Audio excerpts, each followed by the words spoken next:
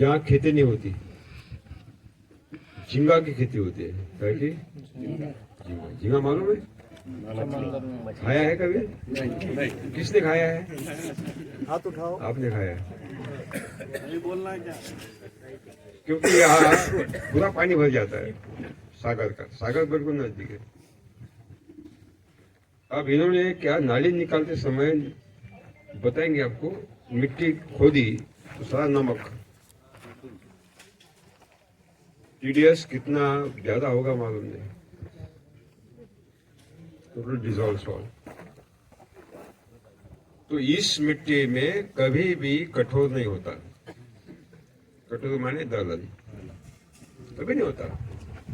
होता है क्या? नहीं। आप अदर देखिए, चमत्कार है। यह एकात्मिक मॉडल है, इंटीग्रेटेड। अरे फल पेड़, साथ में हमारी दलहन, तिलहन, सब्जियां और अनाज। ये इसलिए कि सबसे अधिकाधिक जैव विविधता हम वहां प्रस्थापित कर सके, क्योंकि ईश्वरीय व्यवस्था में जैव विविधता है, एकल फसल नहीं है। जितनी ज्यादा मात्रा में अलग अलग तरह के वृक्ष, पेड़ पौधे हम लगाएंगे, बेल, उतनी अधिकाधिक मात्रा में जीवाणु की जैव विविधता भूमि में बढ़ती है। क्योंकि हर पौधे का सगी माँ एक ही होती है, जो उसको खिलाती पिलाती है।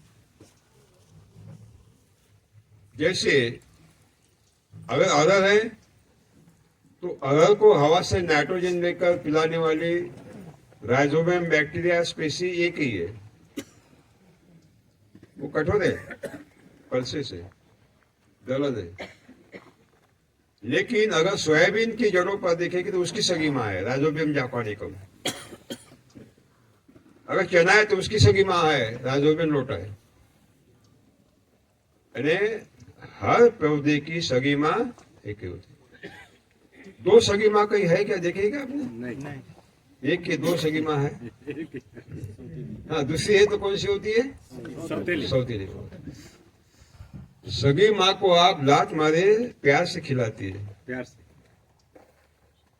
सौतेली माँ का लाख देखा है, गला घोटती है उसको तो नहीं। सभी सगी माँ ऐसी नहीं होती, अधिकांश। इसका मतलब है सगी माँ चाहिए। सगी माँ जड़ों के पास होती है, जड़ों से चिपकी हुई मिट्टी में होते हैं। ये कल्चर है। ये कारखाने में पैदा हो रहा कल्चर जो बेच रहे सरकारी कृषि विभाग अथवा कृषि वैज्ञानिक, गलत है। जितनी जैव विविधता जीवाणु की भूमि में, उतनी जीवाणु भूमि हमारी बलवान, समृद्ध, संपन्न, उर्वरा, उत्पादक। यानी हमारी भूमि की उर्वरा शक्ति, फर्टिलिटी और उत्पादन क्षमता, प्रोडक्टिविटी, जैव विविधता और जैविकता जितनी ज्यादा मात्रा में होगी उतना ही लाभ पेड़ पौधों को होता है। जितने अलग अलग मात्रा में पेड़ पौधे लगाओगे उतने उस पेड़ पौधों पर जीने वाले कीट भी अलग अलग प्रकार के, नुकसान करने वाले कीटों को खाने वाले मित्र कीट भी अलग अलग प्रकार के, मधुमक्खियां भी अलग अलग प्रकार की, जो उनके निवास की व्यवस्था, अधिवास है उनका। इस तरह की जैव विविधता ईश्वरीय व्यवस्था में, जंगल में, घने जंगल में हम आप देख सकते हैं। उसी व्यवस्था को यहाँ खड़ा करने का राजदीप जी ने प्रयास किया है। राजदीप जी पहले उठिए। ये बहुत बड़ी व्यवसायी है। अब व्यवसाय में पैसा मिल गया है तो क्या होता है, एक तो दो चार घापले करता है वो सरकार के साथ, देश छोड़कर भाग जाता है, दुबई जाता है, स्विट्जरलैंड में जाता है और आराम से रहता है। उनको तो कोई एक्शन नहीं होती। किसान अगर 1000 रुपये डूबेगा तो उसको जेल में डालेंगे। इन्होंने ये काम नहीं किया। उनको लगा कि भाई ये कहाँ तक चलेगा, मैं दौड़ रहा हूँ पैसे के पीछे कहाँ तक चल रहा है। प्रकृति को कुछ हमें देना है, ले तो रहे लेकिन दे कब रहे। शिविर में आए, पूरा हृदय परिवर्तन हो गया और ठान ली कि बस ईश्वर के बाद कुछ नहीं, सब यही करेंगे। उन्होंने आश्रम में आना, गुरुजी ऐसा अद्भुत मॉडल तैयार करेंगे कि लोग जब देखेंगे ना तो आंखें बंद नहीं होगी, खुली रहेगी। सही बात। अभी आप देखेंगे आपकी आंखें भी खुली, आपको जबरन बंद करना है। सही बात। तो मैं ज्यादा नहीं बोलूंगा, राजदीप जी के मुंह से हम उनकी सारी जो उन्होंने किया है उनकी सारी जानकारी वो हमें देंगे। पहले क्या थे, अब कैसे बन गए, यहाँ पहले क्या था, और भूमि खोदते समय आपको नमक कितना मिला, पूरा नमक ही नमक है। और नमक में कभी पेट पौधे बढ़ते नहीं, लेकिन यहाँ बहुत सुंदर अद्भुत स्वर्गीय मॉडल खड़ा हुआ है। इसके लिए तालियों से साथ साथ इनके जो सहयोगी है यहाँ काम करने वाले, वो भी उतनी जिम्मेदार है, बहुत मेहनत ले रहे हैं उनके, तो उनको भी हम धन्यवाद देते हैं।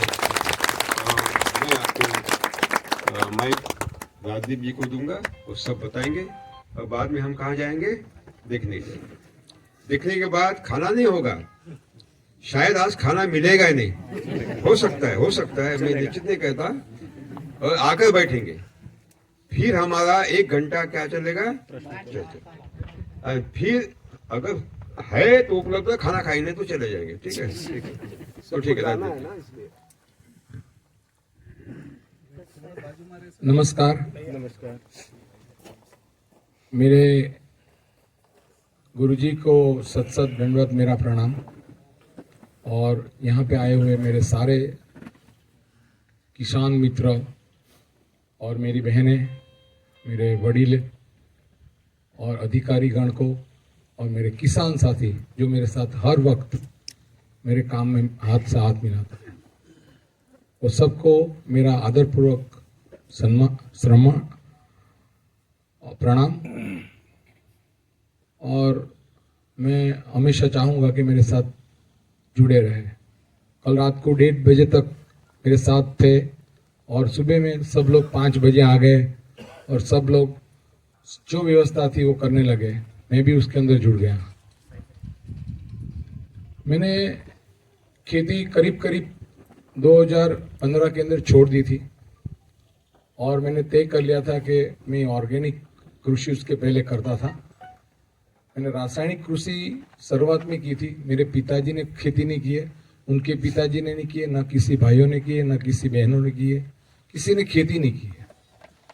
मेरे दादाजी के पिताजी की खेती थी, लेकिन उन्होंने भी खेती नहीं की, दूसरे को खेती वगैरह दे दी। अब मैं रासायनिक खेती से तंग आ गया, पता चला कि ऐसे ऐसे रोग होते हैं, तो मैंने सोचा रासायनिक खेती नहीं करनी चाहिए, हमें ऑर्गेनिक कृषि करनी चाहिए। तो मैंने यहाँ पे ऑर्गेनिक करने वाले लोगों के साथ जुड़ा, उनके व्हाट्सएप ग्रुप से जुड़ा और मैंने स्टार्ट किया। मैं आंध्र प्रदेश गया, तमिलनाडु गया, महाराष्ट्र गया, सब जगह पे गया और उसके अंदर जो सिस्टम है उसको पूरी तरह से फॉलो किया। जैसे यहाँ पे मैंने सुभाष पालेकर कृषि को फॉलो किया है, वैसे ही फॉलो किया दिल से। और वो सब करने के बाद मैं थक गया। उसके बाद में 2015 में खेती छोड़ दी। वो सारी खेती के अंदर मैं जो डालता था वो भी नहीं निकलता था और करीब करीब निकल जाता था। मैं यहाँ सच के सिवा और कोई चीज नहीं बोलूँगा और ना बोलता हूँ। मेरे को जो जानने वाले हैं, यहाँ पे आए हैं 40 साल से जानने वाले, 25 साल से जानने वाले, 15 साल से जानने वाले, काफ़ी लोग आए हैं। 200 चेयर है, ये जितने भी खड़े हैं उसमें से 50% लोग जो है यहाँ खड़े हो सारे, इतनी संख्या के लोग मुझे बहुत साल से जानते हैं और आज भी मेरे साथ जुड़े हुए हैं। तो कहना ये चाहता हूं कि मैंने ये रासायनिक खेती वगैरह करके ऑर्गेनिक खेती भी बंद कर दी और 15 के बाद सोचा कि बहुत सारा पैसा है। ऑर्गेनिक क्यों बंद कर दी? ऑर्गेनिक के अंदर मैं अड़सिया का बेड बनाता था, उसको चाड़ता था, खाद डालता था और उसको करता था, फिर भी कोई कोई पेड़ पूरा का पूरा सूख जाता था और वो चला ही जाता था। तो मैं ढूंढता रहता था, उसका सॉल्यूशन देने वाला कोई नहीं था, उसका मॉडल बताने वाला कोई नहीं था, ना उसकी कोई मार्गदर्शन करने वाला नहीं था। आज सोचो कि मैं कितना भाग्यशाली, और हम सब भाग्यशाली हैं। आज हमारा फोन डॉक्टर पद्मश्री सुभाष पालेकर वो खुद उठाते हैं, खुद हर चीज का सॉल्यूशन देते हैं, बिना मूल्य, बिना स्वार्थ, कोई लेना देना। तो मैंने 15 के बाद छोड़ के 19 के अंदर लॉकडाउन के अंदर बैठा था मैं, मेरे पिताजी माताजी हम लोग यहीं पे रहते हैं 2018 से।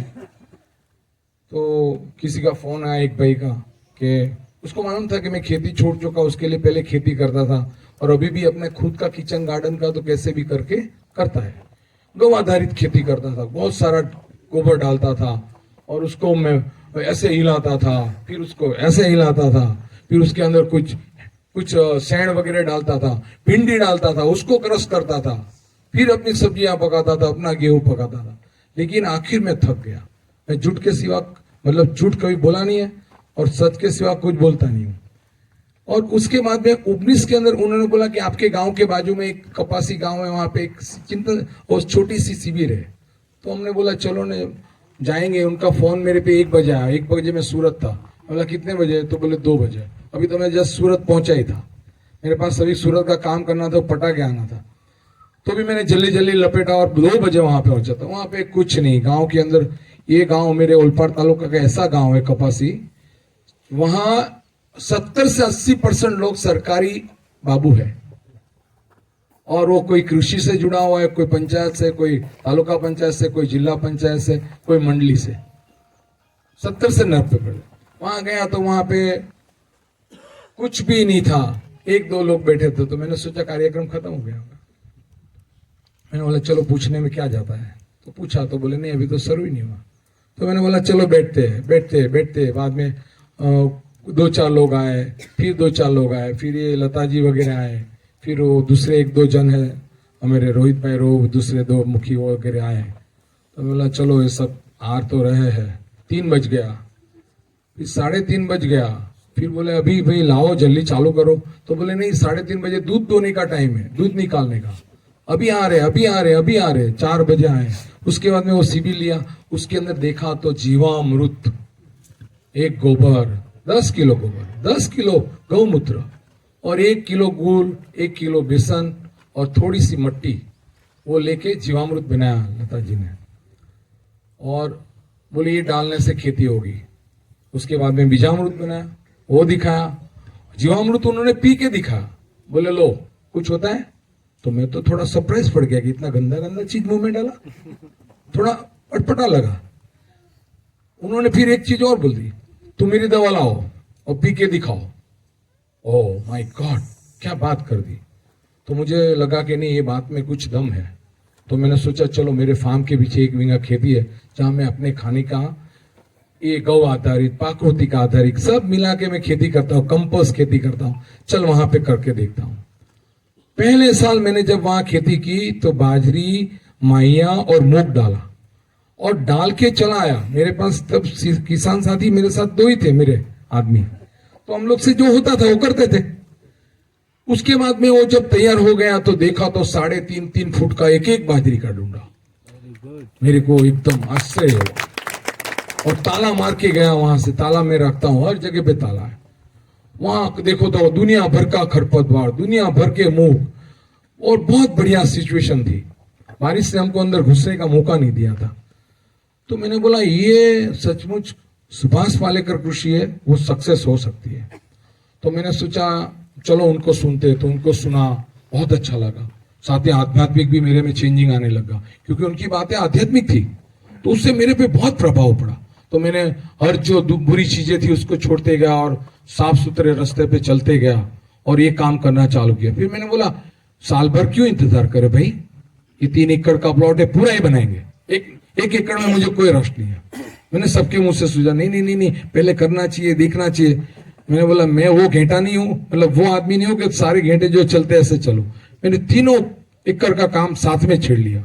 अब काम तो छेड़ लिया, मेरे पास 2 ही आदमी थे, फिर मैंने बाहर से 4-6 आदमी लाए और ये जमीन खारी थी, लेकिन उनका जो पूरा कॉन्सेप्ट था मेरे समझ में आ गया था कि केंचुआ छेद करता है जीवामृत से, वो छेद से पानी का जल स्तर जो है वो उसके अंदर स्टे होता है बारिश में। स्टे होने से क्या होता है, वो पानी ज्यादा मात्रा में वहां रहता है, मतलब नेचुरल वाटर रिजर्व वाटर वहां पे रहता है।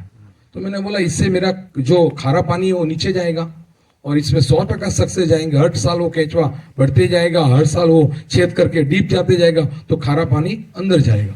एक विचार आया था मगज में, जब खारा पानी कोई पेड़ लगेंगे तब ये पेड़ गए जाएंगे, और ऐसा हुआ था वहां पे फार्म पे। एक आम का पेड़ था, बहुत बढ़िया था, उसको जब वो सॉल्टी लैंड से टच हुआ चला गया। लेकिन ये जो कॉन्सेप्ट था ना केंचुए वाला, वो मेरे दिमाग में बहुत अच्छी तरह से बैठा था।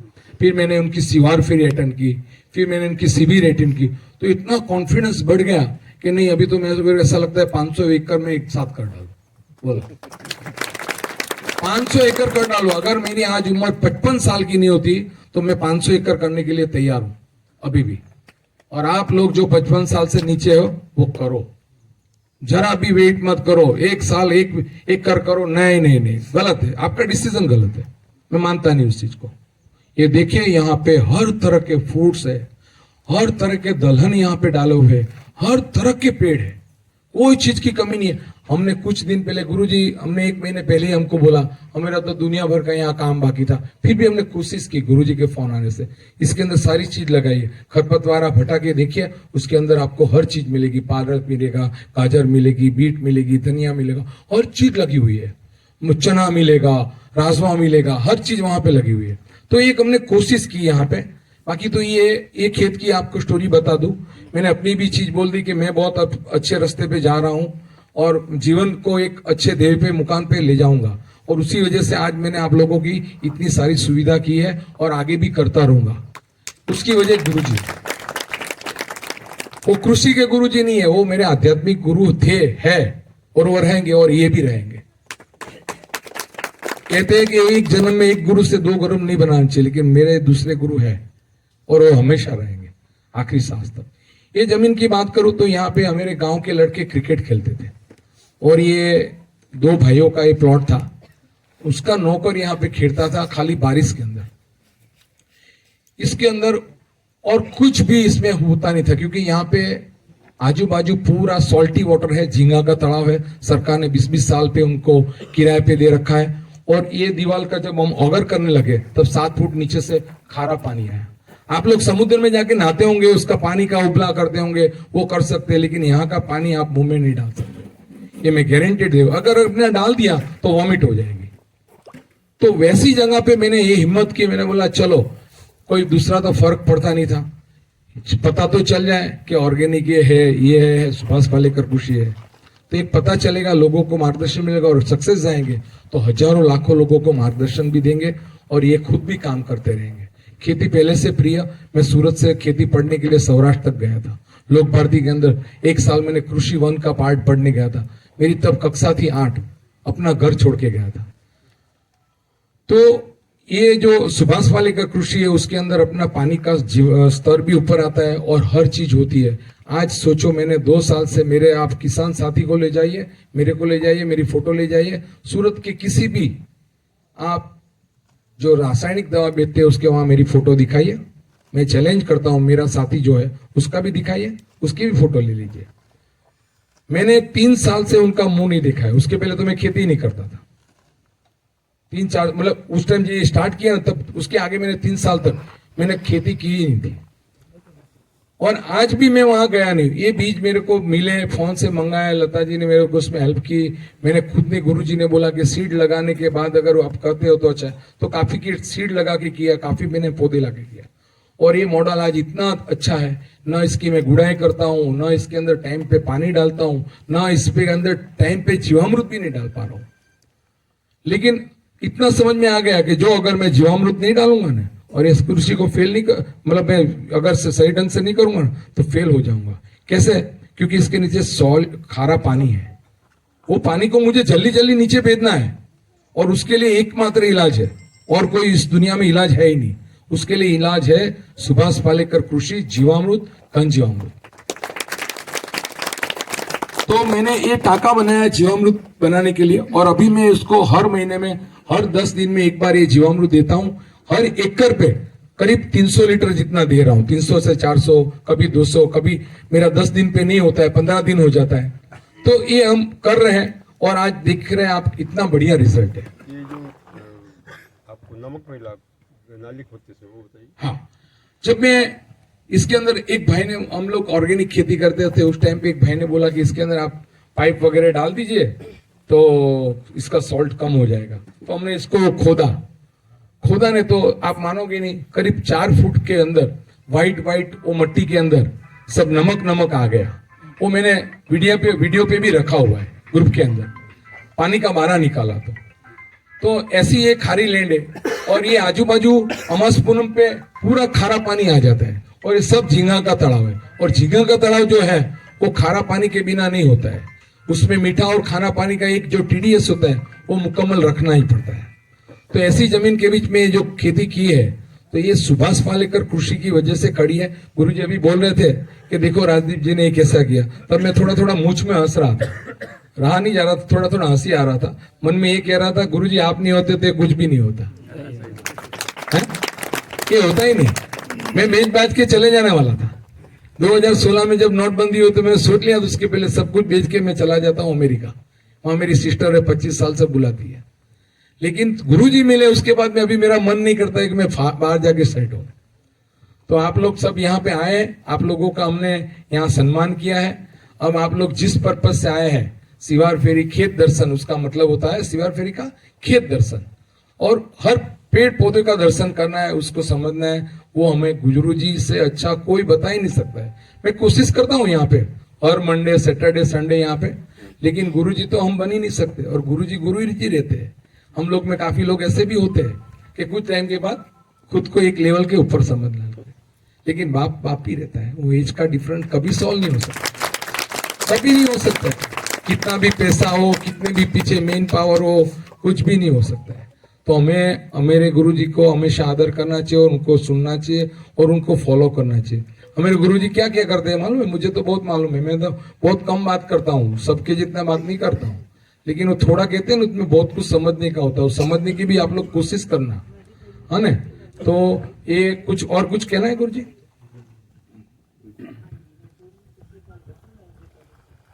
गुजराती लोगों को बोलते समय रोकना नोबेल पारितोषिक मिलने की। बोलते बहुत है, खाते भी बहुत है। खाते रहते, खिलाते भी रहते हैं। शायद अभी आज मालूम पड़ेगा क्या खिलाते हैं। देखिए, ये जो खारा पानी है और खारी भूमि,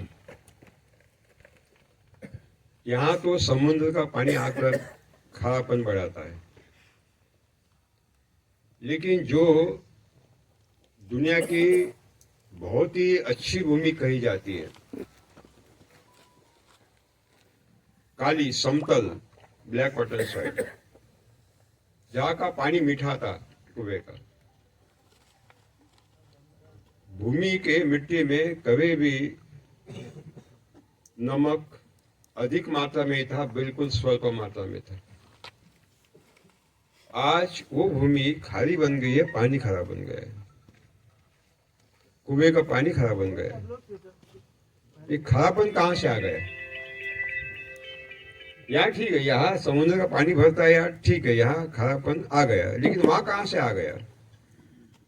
पूरी उत्तरी भारत में, पंजाब हुए, हरियाणा, महाराष्ट्र में, कर्नाटका में। इसका कारण है रासायनिक खाद। रासायनिक खाद में क्या भरे जाते हैं? क्षार भरे जाते हैं। उदाहरण, यूरिया में 40% नाइट्रोजन है, 46%, 54% क्या है? क्षार है, फिलर है, भर दी उसमें भर दी। सिंगल सुपर फॉस्फेट में 16% फॉस्फेट, 84 क्या है? क्षार है, नमक है। पोटेशियम सल्फेट 48%, 52% क्या है? क्षार। नमक भरा दिया है, इसके पीछे षड्यंत्र है। षड्यंत्र यह है कि पूरी दुनिया को लूटकर अपनी संपत्ति बढ़ाने की कोशिश करने वाला यूरोप अमेरिका, इन्होंने हरित क्रांति पूरी दुनिया पर थोपी। क्यों थोपी? क्योंकि उनके यहाँ की जो अर्थव्यवस्था है ये कृषि प्रधान अर्थव्यवस्था नहीं है, उद्योग प्रधान है। वहां साल के 7 महीने खेती नहीं होती, पूरी भूमि बर्फ से ढकी होती है और घने बादलों से आकाश घना होता है। उनको मर्यादा है। जहां 5 महीने खेती होती है उनकी अर्थव्यवस्था कृषि प्रधान अर्थव्यवस्था नहीं होती, उद्योग प्रधान होती है। और जिनको अपनी अर्थव्यवस्था उद्योग प्रदान करनी है उसका अर्थ है कच्चा माल सस्ते में लूटना और पक्का माल ज्यादा दाम में बेचना। यही हुआ। उनको मालूम हुआ कि वह ये गुजरात का किसान देशी बीज लगाता है और 6 क्विंटल उत्पादन देता है, तो उनको ये भी मालूम था कि ये बहुत भोला है। गुजरात का किसान श्रद्धालु है, मुझे मालूम नहीं है क्या नहीं तो, लेकिन बोलते हैं। ये क्या करता है? जहां चमत्कार है वहां नमस्कार करता है, यानी श्रद्धा को मानता है। अगर 6 क्विंटल बीज के बजाय 20 क्विंटल उत्पादन देने वाला चमत्कार करने वाला बीज दिया तो जरूर ये नमस्कार करेगा, खरीदेगा। लेकिन बीज ऐसा तैयार करना है कि रासायनिक खाद डालने के बाद ही 20 क्विंटल मिलेगा, नहीं तो 5 क्विंटल मिलेगा। तो लालच में क्या करेगा गुजरात का किसान? ये बीज भी खरीदेगा संकर और उसके साथ रासायनिक खाद भी खरीदेगा। रासायनिक खाद इस तरह बनाए गए हैं ताकि उसमें नमक डालो। नमक डालने से भूमि क्या बनेगी? कठोर बनेगी। लकड़ी का हल का जोताई करता है, अरे लकड़ी के हल से जोताई करेगा तो ट्रैक्टर कौन खरीदेगा? उसने क्या किया? उसमें क्षार भर दिए रासायनिक खादों में, पूरी भूमि क्षार से निरुद्ध हुई और जो भूमि है कठोर बन गई। घर के बैल, घर का लकड़ी का हल खरीदना नहीं पड़ता, जोताई होती थी। अब भस्मासुर ट्रैक्टर खरीदना पड़ता है। 35 HP बाद में 65 HP बाद में चलाओ HP का। ये कठोर बनाने का काम क्षार ने किया जो रासायनिक खादों के माध्यम से भरे जाते हैं। जहां का पीने का पानी मीठा था वो क्षार बन गया क्योंकि रासायनिक खाद। उनका षड्यंत्र है, षड्यंत्र। सुभाष पालेकर कृषि में 1 साल में चमत्कार मालूम पड़ेगा, क्योंकि जो क्षार है ये पानी में घुलते हैं, निष्क्रिय नहीं बनते। They are not neutralize in the normal water. वो घुलते हैं लेकिन निष्क्रिय नहीं बनते। नमक को निष्क्रिय बनाने का काम क्षारों का कार्बोनिक एसिड करता है। जब आप आच्छादन देते हो, जीवामृत देते हो और कार्बन नाइट्रोजन रेशियो मेंटेन करने के लिए वहां कठोर लगाते हो, दलहन लगाते हो, तो क्या होता है? जब एक्टिनोमाइसिटीज जीवाणु पहला हमला करता है आच्छादन पर, वो विघटित करता है तो कार्बन मुक्त होता है। ये जड़ों के पास जो हवा होती है उस हवा में से ऑक्सीजन से कार्बन मिल जाता है। कार्बन, प्राणवायु और पानी, इन तीनों का रासायनिक सहयोग भूमि में होता है। इसमें कुछ जीवाणु मदद करते हैं और कार्बोनिक एसिड बनता है। ये कार्बोनिक एसिड में क्षार क्या होते हैं? निष्क्रिय बनते हैं, निकल जाते हैं। और हमारा जो कभी कठोर का पौधा यानी दलहन का पौधा, अरहर का पौधा, मूंग उड़द का पौधा तुरंत मर जाता था, अब वहां क्या खड़ी है? अरहर खड़ी है, फलों से लदी हुई है। ये चमत्कार जीवामृत करता है, आच्छादन करता है। ये कृषि विभाग के हमारे साथी या कृषि वैज्ञानिक बताते हैं कि जिप्सम डालिए, ये डालिए, वो डालिए, वो डालिए। ये खतरनाक है, जिप्सम भी बहुत खतरनाक है। कुछ नहीं डालना है, कुछ नहीं डालना है, केवल आच्छादन, जीवामृत और दलहन की फसल ली तो चमत्कार देखिए, चमत्कार देखिए। तो अभी पूरे हिंदुस्तान की बात नहीं कर रहा हूं मैं, पूरे दुनिया में ये सॉल्टी वाटर और सॉल्टी क्षार भूमि की बहुत बड़ी समस्या खड़ी हुई है। तो इस समस्या का हल केवल सुभाष पालेकर कृषि, अन्य कोई विकल्प नहीं। यह हम वहां देखेंगे। हम आप क्या करेंगे, अभी शांति से सब देखेंगे, है ना, बिल्कुल ऐसा जाएंगे, ऐसा घूमते घूमते घूमते घूमते आएंगे, बाद में बैठेंगे। देखते देखते आपके मन में बहुत सारे सवाल खड़े होंगे। अरे यहाँ तो गन्ना भी देख रहा हूं मैं, अरे यहाँ तो ये भी देख रहा हूँ, वो भी देख रहा हूँ, गन्ना इतना अच्छा कैसा, मेरा तो नहीं है। ये सारे सवाल का जवाब हम यहाँ बैठकर दोबारा चर्चा करेंगे। और बाद में अगर खाना मिलेगा तो खाना खाएंगे, नहीं तो वापिस चले जाएंगे। ठीक है, चलिए। जय श्री